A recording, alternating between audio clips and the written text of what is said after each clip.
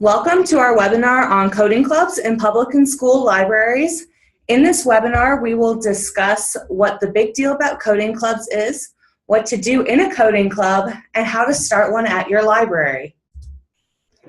Some initial questions to coding clubs. Why should you have a coding club? Coding is found in many of the fastest growing industries in the U.S. Some of the fastest growing professions, according to the Bureau of Labor Statistics, that may require knowledge of coding are statisticians, operations research analysts, and of course, web developers. Like any foreign language, students have a greater capacity for learning coding as children than they do as adults. Many of the coding options are created with children in mind. Getting children to think analytically is a challenge for many teachers. When they are learning how to code, they are also learning to be analytical thinkers. How can I have a coding club when I don't know how to code? Not knowing how to code yourself is the biggest fear of having a coding club. Many librarians and teachers do not know how to code anything because they never had to learn the technology. Don't be discouraged if you have no experience with coding. Use the opportunity of having a coding club to learn how to code things yourself. This will allow you to develop your coding skills right along with your students. One of the scariest possibilities of coding clubs for librarians are children who ask how to do something and you don't know how to do it. Use your reference librarian skills. Tell them you'll find the information that you don't know and you'll get back to them. What can I do when a coding club isn't in the budget? There are several options for having a coding club, even when you don't have a budget for it. Not all coding has to do with computers. You can teach coding by doing craft activities as well. If computers and internet connection are not a problem, there are plenty of free online programs that are available to teach students how to code. How do I get a variety of kids interested? It's true that coding is a male-dominated field with only a small percentage going to females. However, we can change that by making these clubs welcoming to both genders.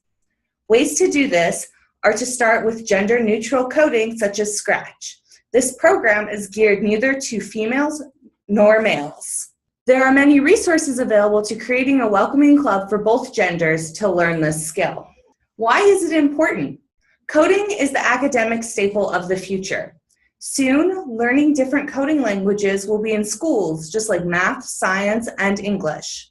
Some schools in the US and around the world have already implemented it into their curriculum. For those students that don't have coding offered at their school, a coding club is the only way they can begin their exposure to the field. Many kids are already interested in a field of technology, but generally they don't know where to begin to learn more, or they do not have a support system to help them learn. This is especially true for young girls. Science and technology fields are dominantly male, and many young girls don't feel like they should learn these skills because it isn't what girls do. As outdated as this sounds, it's a real problem. Developing the interest in these young girls is important to the continuation and diversity of the technology field. A coding club allows for a safe space for children of all ages, genders, and ethnicities to come and learn something they're interested in. You never know, you might be mentoring the next Steve Jobs. As teachers and librarians, we know that students learn in different ways. This field teaches students how to think differently as well. Coding teaches computational thinking, which is a necessity in a world of programming.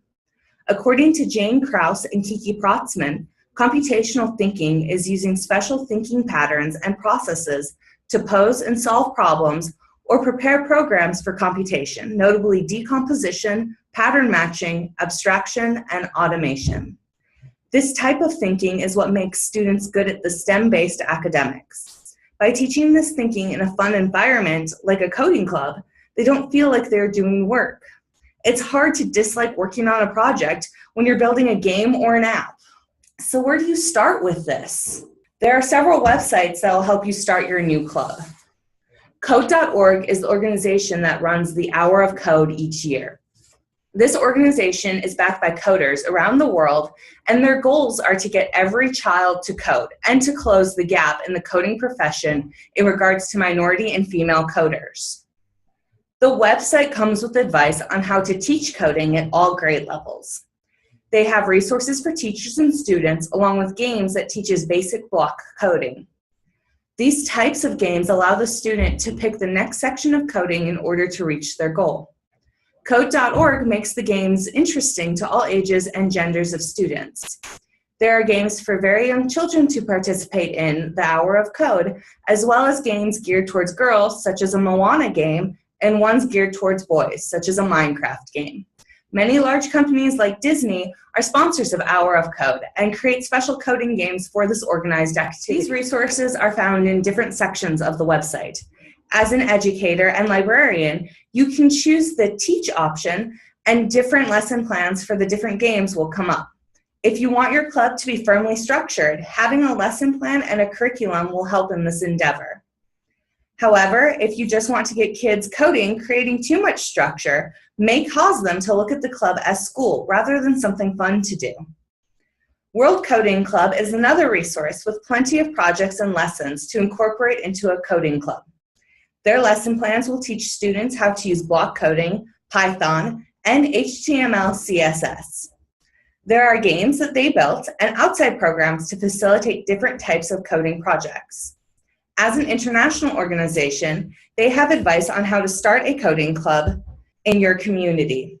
Your coding club doesn't have to be a part of the official International Coding Club, but the information they provide is a starting point in what you will need to begin a club like these in your own community. The Hello Ruby site was created to work with the children's book Hello Ruby. This book teaches young children how to think analytically. It teaches about computers and some basic coding. There are downloads that can be printed off and used in clubs as coding activities that will teach basic concepts but don't require the use of a computer or an internet connection once downloaded and printed off. The site has lesson plans for educators who use the book or the downloads. CS First is an after-school program created and supported by Google to encourage coding clubs. This is a completely free program for teachers and librarians, and Google will help you with every step of the process. In order to sign up, you must meet their basic requirements, which is having student interest, computers, and headphones. You must also have a place to host the club, such as the library.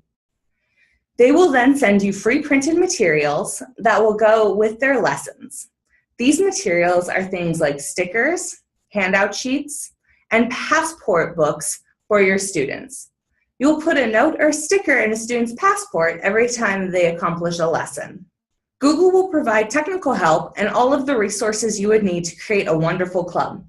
They even have different theme options, so the first section could be gender neutral, and the next could be geared towards boys or girls. But of course, with this type of programming, never bar a student from joining any section they want. Google takes all of the guesswork out of starting a club and allows you to tailor it to the needs of your club. How do you get girls involved in coding?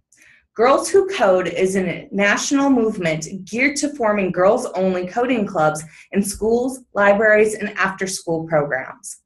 Due to the gender gap in the programming world, it is critical to get girls interested in coding at a young age.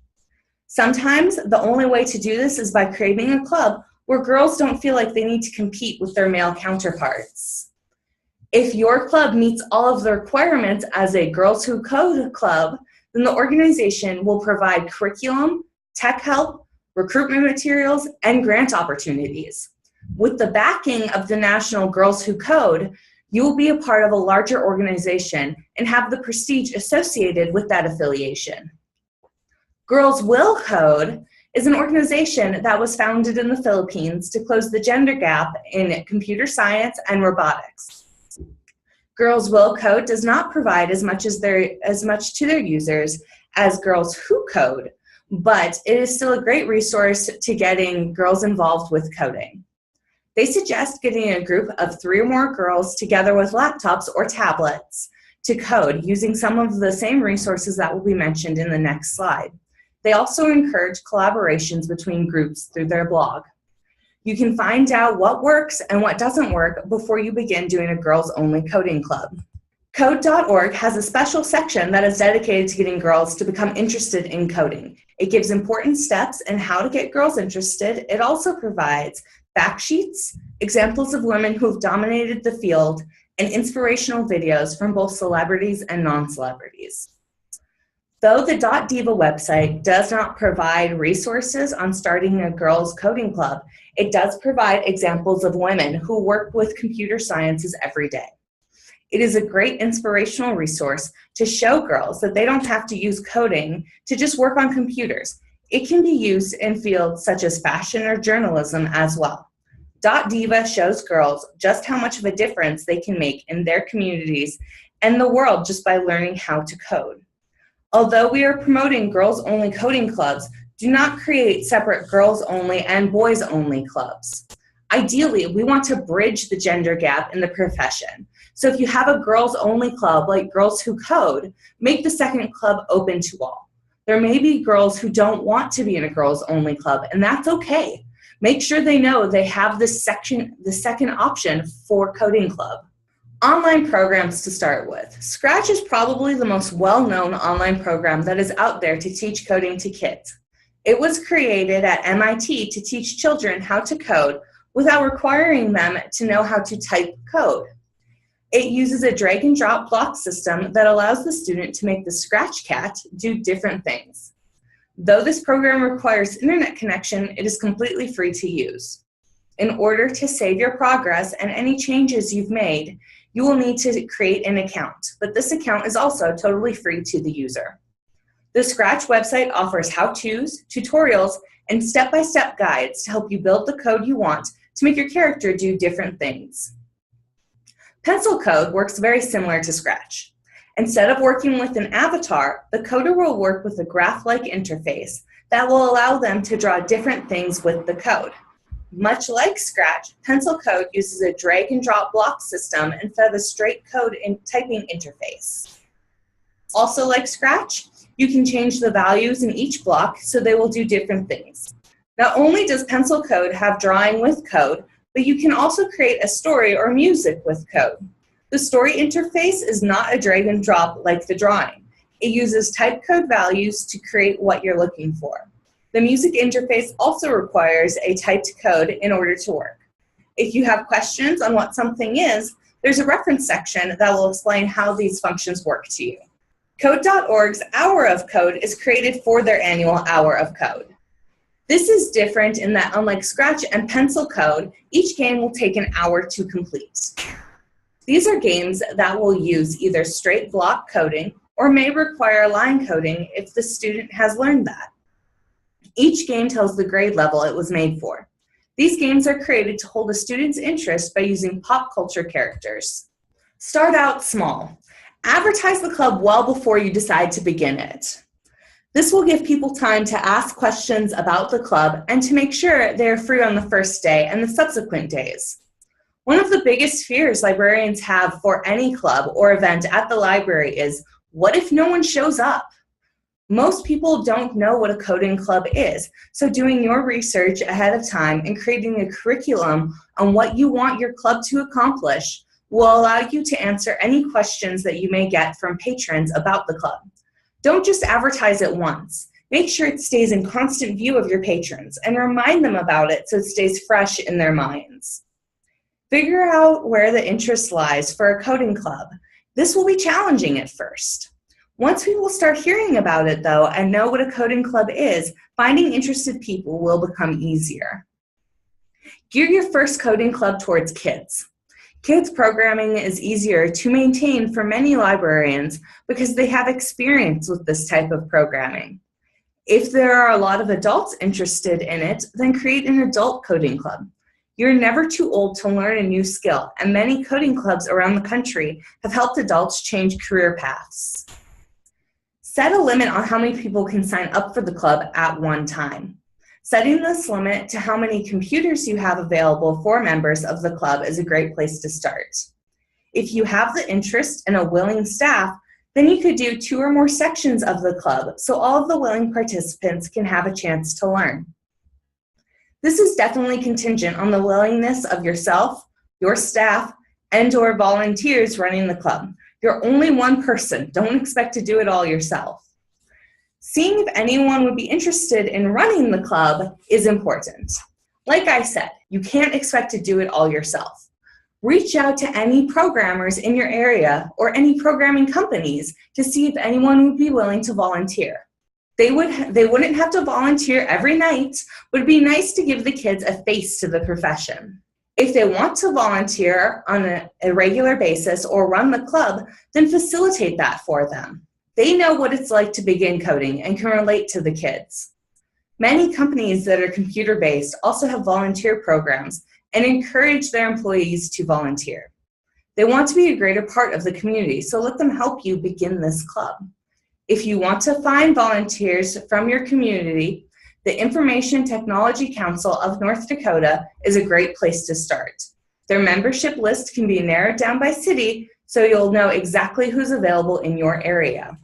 You have the club started. Make sure you have rules. If you have a set of rules to begin with, the club will run smoothly. These can be strict rules, or they can be simple as have fun, make mistakes, and never ever give up. Let the kids learn at their own pace. Learning at their own pace is important. This club isn't a class through school and therefore shouldn't be treated like one. If a student learns how to use block coding quicker than the others, let them move on to learning how to type code. This will continue the children's interest in coding. If a student is learning how to use a program at a slower rate than the rest of the students, encourage them to continue on. They may get discouraged because the rest of the club is ahead of them. Make sure they know that it isn't how quickly they learn, just as long as they're having fun and learning. Have a clear end time for your section. Like all clubs, coding clubs can go on for as long as you want. But to make sure that all of your students are on the same page, you should have a clear end times for sections. Once a section has ended, give the club a break for a while and advertise it again. You'll probably find that more students are interested because the ones in the club have told them about it. When this happens, you may need to have two clubs, one for those who have already coded and one for those who haven't. Or you can have a new program or theme, such as in CS First, to teach the students from. If you do this, the ones that were in the original club can learn new things, and the new students can learn how to code. Build your club up to the hour of code. I've mentioned the hour of code several times, but what is it really? The hour of code is organized and sponsored by Code.org, whose goal is to expand computer sciences to women and to underrepresented minorities. The Hour of Code was created to give children an introduction to coding by having them play coding games for an hour. The hour is hosted in December and is sponsored by organizations like Disney and Cartoon Network. The games created for the Hour of Code are available on Code.org all year long, but were created specifically for this time. It will get easier. The first time you run a coding club, it may seem like a disaster or a disaster waiting to happen, but like any other event at the library, it will get easier. Keep going with the club even if a small number of kids show up. As you go, kids will talk and tell each other how great the club is. You just need to keep at it long enough to generate the interest in it. Share information among yourselves. If you start up a club and another librarian is considering it, let them know how you did it. Our profession depends on us sharing information, and how to start a club is part of that. Share how you got started, what were some challenges, or what would you have done differently? All of this information is important to someone who is considering starting a coding club. The State Library is here to help you in any way we can. We can answer questions, brainstorm with you, and help you find resources for your club. Talk to your library representative from the state and see how they can help. And finally, keep us updated. Let us know if you've started a coding club, how it's going, any other thoughts you have on it. If you think it's going well and want to help others get one started, let us know and we can put you in touch. These are some of the resources that the State Library has in the collection. I will send along a list of books that I have compiled, including the ones on this slide on coding. Pretty much all of the books on this list are geared towards getting children to become interested and learning coding. These are a few more resources to explore when starting a coding club. They provide information on how to start a club and programs to use in your club. As far as I know, all of these resources are free to use. We have a couple of minutes. I'm going to show you an example of block coding real quick. Pencil Code is your basic block coding program that allows the student to make the next choice in their coding. The homepage gives a new user many options to begin with. If they want to create an account right away, it can be done on the homepage. The account will save the student's progress so they can begin a project and come back to it if they don't finish. Each of the options in the drawing option will come up with the beginning of the code. This isn't what most people expect to see when they look at coding. Unfortunately, many think of line coding when they think of coding clubs, and that's what causes many to believe they cannot host a club. This drag and drop system takes the guesswork out of whether or not the code you wrote will work. When I hit play, I get the majority of the image, but because I did not add into the coding, the image is only partially complete. What's nice about block coding being started is that in an image like this, there's a pattern. So you can add to the image using the same type of blocks that were used previously.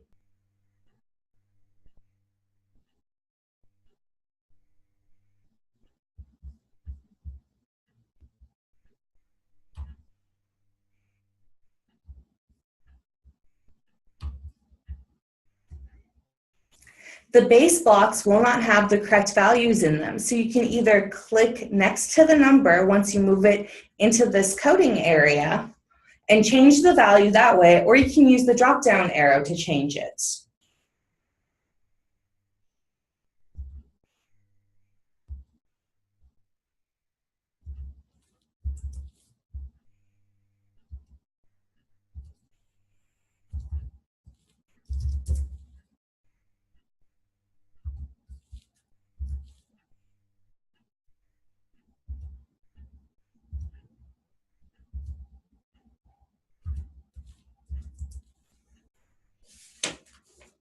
You can also change any of the items already put into the coding area to make the artwork your own. So I'm just going to change the color. And I'll change the size.